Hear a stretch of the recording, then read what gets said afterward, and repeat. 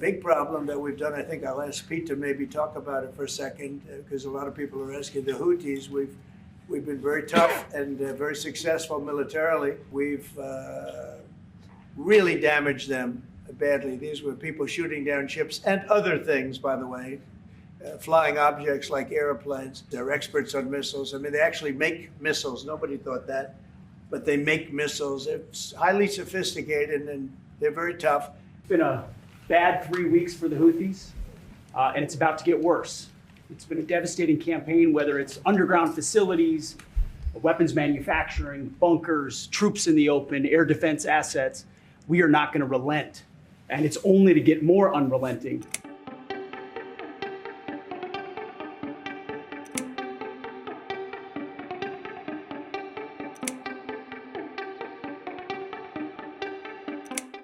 U.S. President Donald Trump has warned the Iran-backed Houthis that the situation will worsen, suggesting an increase in U.S. military action.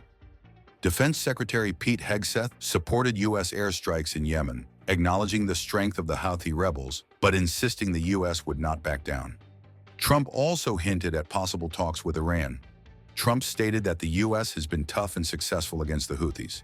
He emphasized that military actions will continue until the Houthis stop attacking U.S. ships. Trump also mentioned ongoing efforts to free hostages, noting progress but acknowledging it is a long process. Hegseth described recent weeks as difficult for the Houthis and warned of more challenges ahead. He highlighted successful strikes on underground facilities, weapons sites, and air defenses. Well, I'd like to see the war stop, and I think the war will stop at some point that won't be in the too distant future. Right now we have a problem with hostages. We're trying to get the hostages out. We got quite a few of them out, but it's a long process. It shouldn't be that long. We have a big problem that we've done. I think I'll ask Pete to maybe talk about it for a second, because a lot of people are asking. The Houthis, we've been very tough and very successful militarily. We've really damaged them badly. These were people shooting down ships and other things, by the way, flying objects like airplanes.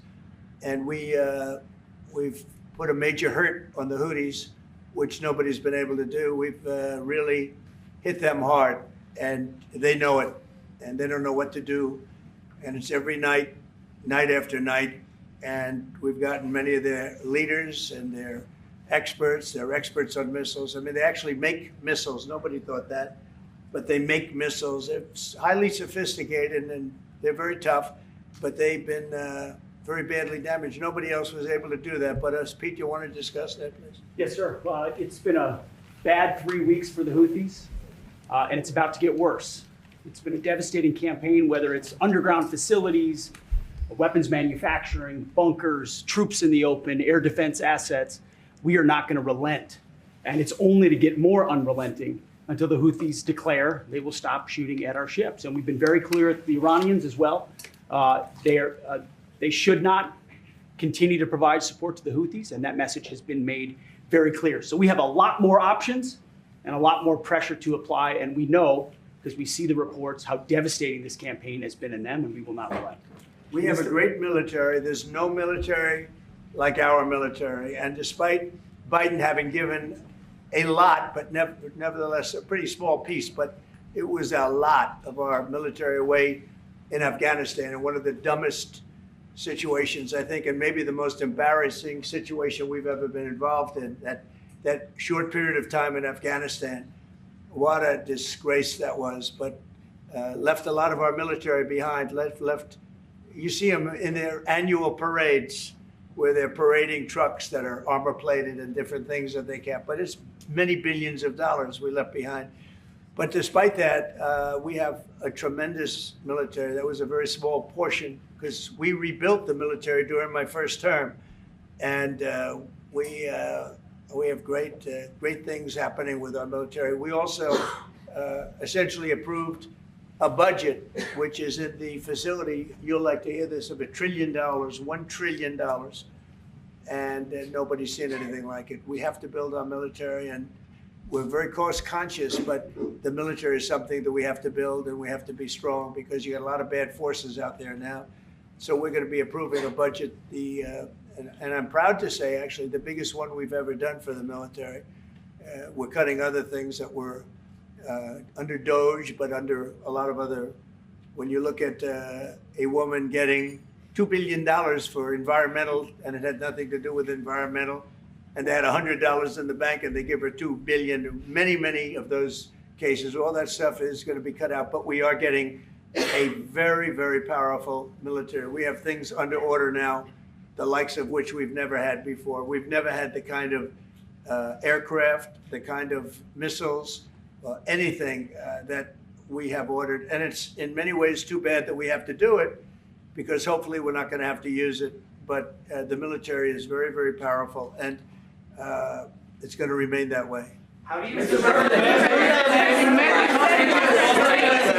President, do you please? Yes, please. Thank you, Mr. President. I want to ask you about Iran, because this is the first time we hear that the U.S. is having a direct contact with the Iranians. Is it possible to give us some more information at what level the U.S. is High level, represented? very high level. Yeah. And We're dealing with the Iranians. We have a very big meeting on Saturday, and we're dealing with them directly. You know, a lot of people say, oh, maybe you're going through surrogates, or you're not dealing directly, you're dealing through other countries. No, we're dealing with them directly, and maybe a deal is going to be made. That'd be great. It'll be really great for Iran, I can tell you that. But hopefully, we're not going to have to get into that. We are meeting very importantly on Saturday at almost the highest level. And we'll see how it works out. Please. How do you ensure, Mr. President, that these tariffs don't drive U.S. trading partners into the hands of the Chinese? I'm not worried about it. I'm not worried about it. If they want to be in the hands of the U.S., they don't want to be in the hands of the Chinese. And the Chinese have turned out to be really not very good at that. People that are with us, they're with us. But we cannot be taken advantage of any longer. I used to watch these deals for years. I've been talking about it for years. You know, I've been talking about it for 35 years, how our country is being ripped off. I mean, 30 years ago it was Japan, then it was something else, then it was another group, then it was China. China's doing the best job of it, frankly. And it's just not going to happen, not going to happen. Mr. President, you said it. The EU has said that they have offered 0 for 0 tariffs on cars and industrial goods. Is that not enough? Well, the EU, no, it's not. The EU has been very tough over the years. I always say it was formed to really do damage to the United States in trade. That's the reason it was formed. It was formed with all of the countries from Europe, I guess most of them, not all of them, but most of them. And they formed together to create a little bit of a monopoly situation, to create a unified force against the United States for trade. So they have NATO, which is largely the same countries, and they took advantage of us dollar-wise and militarily until I got there. You know, I was able to get $600 billion from NATO, where they paid NATO because most of these nations weren't even paying. We were paying for NATO. So we're paying them to guard them militarily, and they're screwing us on trade. So that's not a good combination. So now it's really turned around. It's the opposite. And the European Union's been very bad to us. They don't take our cars, like Japan in that sense. They don't take our agricultural product. They don't take anything practically.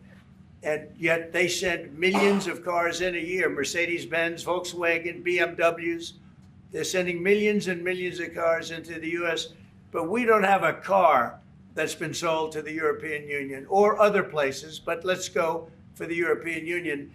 And it's not going to be that way. It's got to be fair and reciprocal. It's got to be fair. It's not fair. We have a deficit with the European Union of $350 billion. And it's going to disappear fast. And one of the reasons and one of the ways that that can disappear easily and quickly is they're going to have to buy our energy from us because they need it.